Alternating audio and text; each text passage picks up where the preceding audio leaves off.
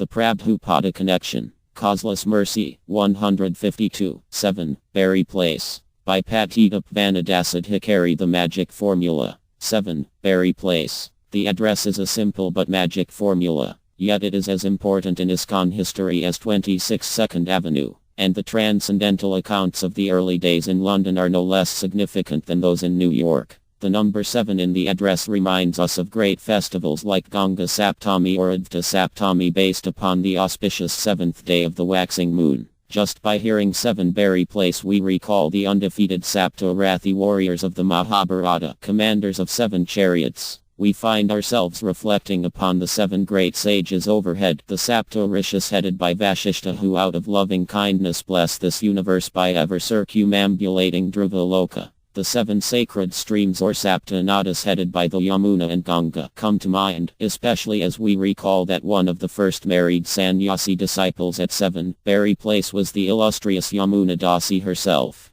Even the word Berry for town, Vedic historians tell us, originates from the Sanskrit Puri with an identical meaning as berry. Hence the similarity between 7 Berry and India's Sapta Puras or 7 chief holy places is too tempting to resist. Sapta Puri Place. Even ISKCON Vrindavana, the lotus-like center of Mathura Mandala and chief of the 7 holy cities, was opened from 7 Berry Place. From London, Shriman Gurudas and Shrimati Yamuna Devi, under the order of Srila Prabhupada, were sent to Sri Radha Damodara, one of the 7 chief temples of Vrindavana, near the Yamuna, chief of the 7 holy rivers. There they penanced with no money even for a fan when temperatures climbed over 117, and thus they paved the way for the tens of thousands of ISKCON devotees and friends who have since followed in the wake of this society's gigantic temple construction projects throughout the Indian subcontinent. As silent, immovable testimony to the potency of the holy name, from mere seeds entire forests have arisen.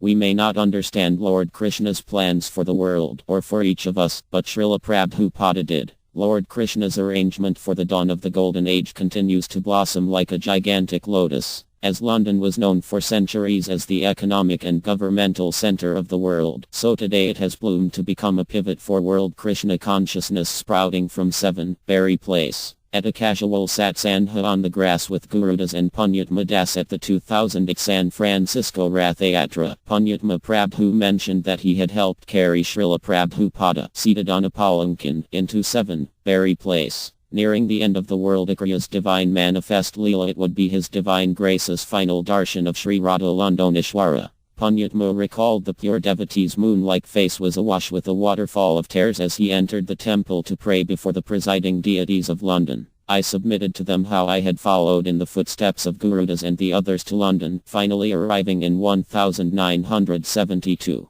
There on the grass at Golden Gate Park, we reflected on the history of Gaudiya Vaishnavism in London and how His Divine Grace Srila Bhaktisiddhanta Saraswati had sent several disciples to London. But the Bengali Swamis never clanged caradles on Oxford St. or sang the holy names at Speaker's Corner, preferring instead to entertain dignitaries with stuffy ceremonies. Neither did they ever preach at those ceremonies but only lit lamps. Their London Gaudiya Math address was, as Srila Prabhupada said, the desolate home of 2 nearly dead ladies. I once had visited those ladies in my full devotee attire, but those relics refused to let me inside their math and they slammed the door in my face. Gurudas offered the ironic observation, and the Gaudiya Math Swamis who went to London were leading disciples, too. By chance, in 1974, I even met one of the Swamis who went to London in the 1930s, Swami Bhban Maharaja. In less than 2 minutes I found myself quickly running away from him as he did not know how to respect Srila Prabhupada, who was not only his godbrother but by then had emerged as the leading Vaishnavakriya in the footsteps of Srila Saraswati Thakur. It was clear that Swami Bhban, an author and college founder, had never learned the basic and simple formula of preaching the message of Sri Chaitanya that Srila Prabhupada taught each of us from the beginning.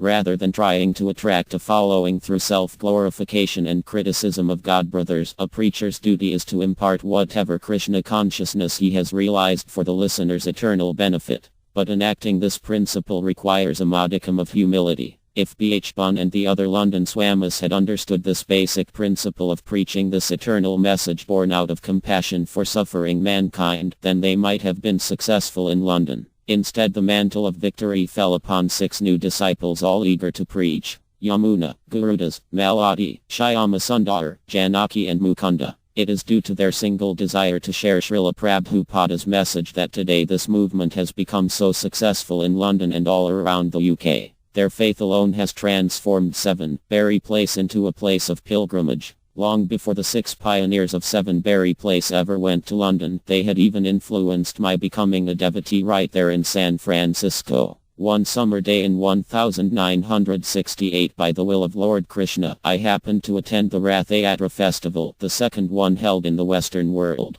There is a film of this 1968 Rath Yatra on YouTube, and Gurudas can be seen beside the Rath in the film. By having darshan of Lord Jagannath as he gazed out towards the Pacific Ocean, my tightly shut eyes were spiked open. Then and there I realized my eternal position as servant of the Lord, at once realizing that everything the devotees had been telling me over the past year was true. Understanding how 7 Berry Place became Saptapuri Place requires a look at Krishna consciousness in San Francisco. Hence, the story of those Jagannath deities is eternally linked to the married sannyasis who would soon take Sankirtan from San Francisco to London. In San Francisco it had been Maladi who had found small forms of Lord Jagannath, Subhadra and Balarama at the cost plus import market. Later, when she showed them to Srila Prabhupada, he replied, "So Lord Jagannath has come." Soon, Srila Prabhupada asked Shyam Sundara to carve Jagannath deities for San Francisco. Indeed, he made them for 26 2nd Avenue, as well as for the outpost temple at Santa Fe where I would eventually become initiated. So by the time I had arrived at 7 Berry Place in 1972, it was because I had already been stumbling along in the lotus footprints of those 6 married sannyasis for 4 years. Once in 1973 I spent an entire night wrapped in listening to Shyam Sundara's electromagnetic, irresistible and hypnotic descriptions his adventures with the world Agriya.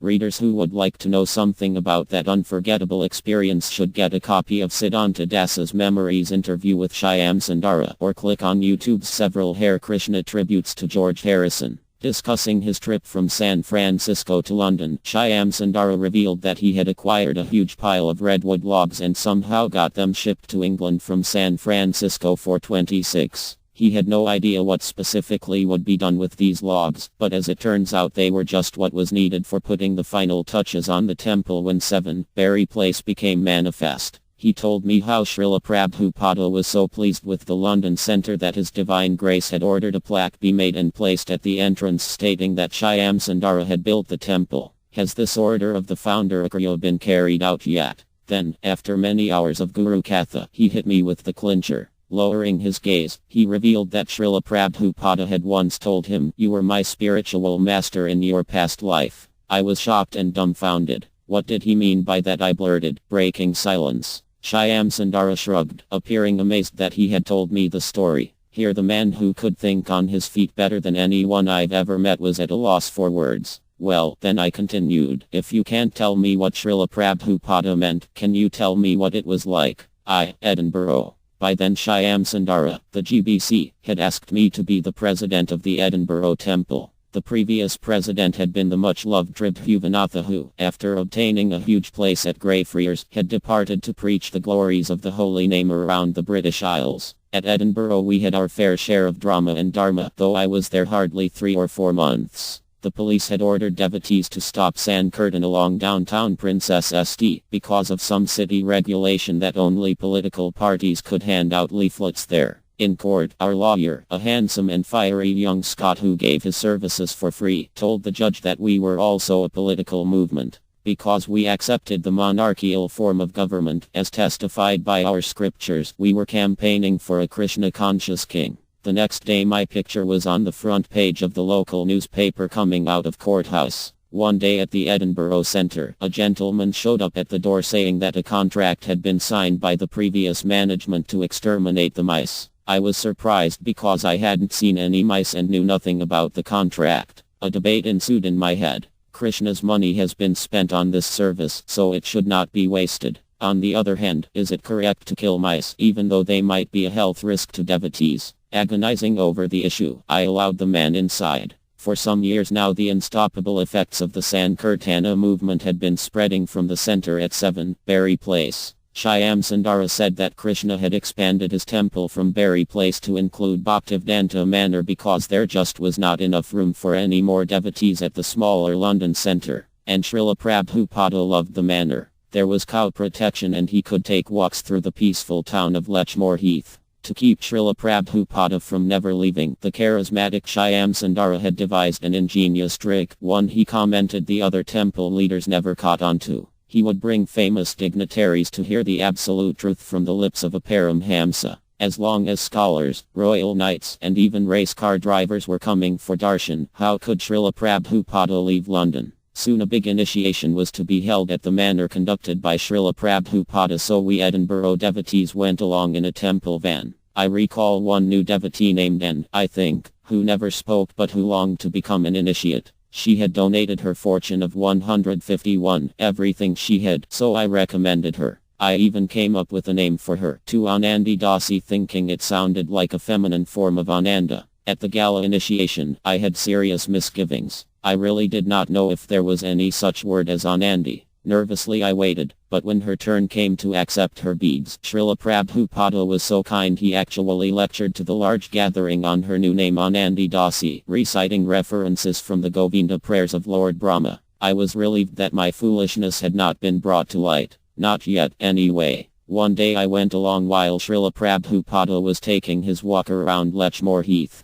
There must have been 100 devotees following behind his swift footsteps. I recall the Australian Swayambhur Das asking Srila Prabhupada about the ethics of hunting. He wanted to know if it was right for hunters to go into a forest and hunt animals. They are there and you are here. Why should you kill? Came the common sense answer. But what about tigers? Srila Prabhupada Swayambhur pressed on. If they come here to kill you, then you kill them. Again, more common sense answers mixed with humor. Aha. This was the cue for the president of Edinburgh ISKCON to discuss an important issue of management with the founder Akriya. So I began, should we kill mice in the temple? Focusing on me, Srila Prabhupada gave the sternest look imaginable. I froze in my tracks and so did the entire assembly. Now stopped short, his riveted gaze upon an errant disciple looked more like a two-barreled shotgun ready to fire. At once, a shock wave began to ripple across the huge gathering of devotees as His Divine Grace pointed his low OONG index finger right at me and thundered, "No, you should be killed." I was amazed. It would have been ludicrous to look around for moral support, but I did notice jaws dropping from amongst my crowd of peers. After those words, and this is the truth, I was engulfed in a brilliant sort of uplifting light as my spiritual master, having paused to let his words sink in, again commenced, "You should be killed. You should be killed, fool, rascal, demon. Because you are dirty, Maya is sending her agents. So you should be killed." Throughout the experience and ready to swoon, I had lost sight of everything except due to the potency of Krishna's direct representative. I could only hear the thundering words emitting from the center of the universe, my Guru Maharaja. As I gradually regained my senses, I realized that the verdict was final and not subject to appeal. My vision now over, I could see Srila Prabhupada throw his head back again in disgust, take hold of his cane smartly, and continue marching. Yet, somehow I felt blessed also. A chastised devotee is ever enjoined to accept punishment from the spiritual master as divine mercy. A guru's job is not to flatter, and Srila Prabhupada has quoted Chanakya Pundit on this point many times. The English devotees would that day treat me politely and respectfully, being careful to keep their distance from the now uncovered demon in their midst. Some of the Americans were more direct, and thought it was pretty funny. Tribhuvanatha, ever situated on the platform of spiritual happiness, laughed it off saying, "Poor Padit, you didn't even sign the contract to kill those mice." Like a good Irishman, he couldn't help having a good laugh mixed, but it was mixed with sympathy. Old friends like Bhargava came forward to offer the consolation that Srila Prabhupada would not have uttered what became the most severe verbal thrashing in ISKCON history if His Divine Grace did not think the disciple was spiritually fixed up enough to accept such punishment. Perplexed, I thought long and hard, if I should be killed, then who should kill me? I waited. A few days later Srila Prabhupada was sitting on the lawn at the manor overlooking the splendid 17 acres of the area he had dubbed New Gokula. Bhargava Das, the talented photographer, was there, and his photos of Srila Prabhupada on the manor lawn have become items of worship. You can trace those photos because Srila Prabhupada was wearing the grey embroidered chadar that was given to him by Shrimati Shaktimati Dasi, the Punjabi Mataji from Nairobi. I crossed the meadow slowly and approached Srila Prabhupada. Again, his gaze, now softer, lowered and rested upon me. Usually, the Paramhamsa was quite aloof as he received the doting obeisances of thousands. But now I could feel his eyes on me, so I took my time reciting the prayers. Still, he wouldn't stop bathing me in his vision through my recitation of the two Guru Pranam mantras. He began to recite a verse which ended with one of the two names His Divine Grace used to call me, Padadudurana. I've never heard that verse before or since. Srila Prabhupada knew millions of verses, so tracking down that verse has been daunting. With brown eyes as soft and large as those of a mother doe, he said, Padadudurana. Yes, you are Padadudurana. You have delivered all the souls in the universe. His Divine Grace paused as I sat there dumbly, incredulously. Then he lowered his glance and declared with the genuine gratitude that only a pure devotee can feel for even the tiniest scrap of service an incomplete servant like me can muster. Now at last you have delivered my fallen soul. He continued to bless me in a loving and concerned way for an eternity, nodding his great head. My question to Shyam Sundara had now been answered. The ways of the pure devotee are not subject to the ordinary interpretation of fools like me. We have all heard the shloka about the Lord and his representatives being more powerful than a thunderbolt in chastisement and softer than a rose in blessing. All I can submit before you, my blessed God brothers and God sisters, is that I have felt both sides of that blessing. And I pray that His Divine Grace will allow me to continue to learn in future lives about all sides of His remarkable potency, a dual-edged sword that He so expertly wields, as I remain His souled-up servant life after life. Not a servant, but rather, a servant of the servant in the footsteps of Mahatmas like the ones who established 7, Berry Place. Thanks Prabhus. Dandavats to Vamsivadana for making me write this down, to Kishore for your friendship, to Tribhuvanath for being the best Sankirtan man in ISKCON, to Kamadhik for tolerating my stealing her garland, to Pankajangri for going off to India with me, to Prabhu Vishnu Maharaja for achieving the highest platform of yoga, to Dhananya for emerging as a truly great Vaishnava preacher, to Mahavishnu Maharaja for his gentleness, to Ilapati Prabhu, now Bhakti Vikas Swami, for the back massage and his extraordinary literary ability, to Sakshi Gopal for being a Brahmana, to George Harrison for his generosity, to Sarva Mangala for unflinching devotion, to Leela Shakti for seeing that Radha Londonishwara were always well served, to Jagat Bandhu for being a friend, to Bahari for his discretion, to Narahari for his friendship, to Girabharadari for the wisdom, to Vichitravirya for his steadiness, to Smarahari for the nectar, to Krishna Kriya for showing us the best of India, to Vijayarana Mahadeva for teaching me astrology. Patita Vanadasadhikari www.vedikastrologers.org